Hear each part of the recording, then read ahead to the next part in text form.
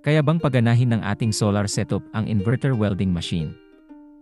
Magpapagawa kami ng railings sa side ng aming bahay para hindi mahulog ang mga bata kapag naglalaro, pero kailangan ang welding machine para ma-fabricate at maikabit ang mga tubulars. Dahil naka-off-grid kami at hindi konektado sa electric cooperative, dalawa lang ang aming option para ma-power ang welding machine. Gagamit kami ng generator set o isasaksak namin sa nakakabit na solar setup sa aming bahay. Ito nga pala ang aming solar setup. Ang inverter ay 5 kW hybrid off-grid pero nasira ang kanyang built-in solar charger, kaya naglagay na lang ako ng external MPPT.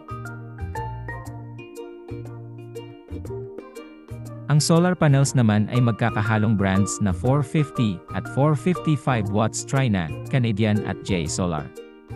Ang baterya ay dalawang pack na lithium iron phosphate, 100 Ah at 250 Ah connected in parallel.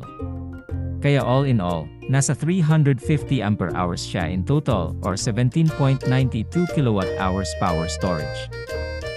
Dahil may kalakihan naman ang ating solar setup, ay susubukan muna natin siyang gamitin dahil di hamak na mas malakas naman ito sa ating 3 kVA na generator set. Ito pala ang ating inverter welding machine. 350 ampere Yamato brand. Nakaset lang siya sa 214 amperes para hindi ma-overload ang ating inverter. So ayun na nga, sinaksak na natin ang welding machine para magawa na ang side railings ng ating bahay. Kita sa ating wattmeter ang actual power na hinunugot niya. Nakasaksak pala ang mga regular loads ng ating bahay tulad ng ref, TV, electric fan, at mga ilaw kaya may 270 watts na running consumption. Sumasabay din pala ang grinder kaya umaabot ng 600 watts. Matagal na palang hindi umaraw kaya mababa lang ating harvest. Nasa 640 watts lang out of 4,500 watts solar panels. Pero mataas ang karga ng ating baterya, nasa 67% naman kaya gagamitin pa rin natin. Kita sa metro ang power spike kapag nag-welding.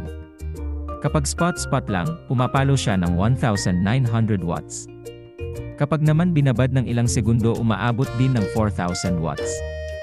Halos sumagad na sa max power ng ating inverter. Kampante naman ako na hindi siya ma-overload dahil may nakakabit na over-voltage, under-voltage, over-current protection in device sa ating setup. Mabilis nga pala siya ma-trigger compared sa regular miniature circuit breaker na may delay. Kaya magandang maglagay ng ganito sa inyong solar setup.